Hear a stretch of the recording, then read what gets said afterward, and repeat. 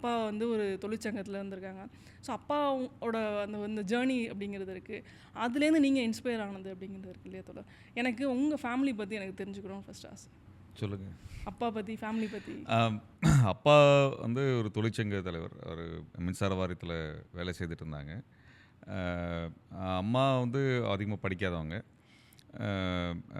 இது தொழிற்சங்கத்தில் இருந்ததுனால ஒரு 8 மாதத்துக்கு 10 மாதத்துக்கு ஒரு தடவை ஊர் மாற்றிட்டே இருப்பாங்க. அதில் நான் ஒரு 6-7 பள்ளிக்கூடத்தில் படித்தேன். நான் ஒரு 6-7 ஊர்களில் போய் இருந்துருக்குறோம். அதாவது 6th வரைக்குமே 5 ஸ்கூல் மாறி 5 ஸ்கூல் வந்து மாறி இருக்கும். அது ஆஃப் இயர்லி ஒரு இடத்துல எழுதுவோம், ஃபைனல் எக்ஸாம், ஆனுவல் எக்ஸாம் வேறு இடத்துல எழுதுவோம்.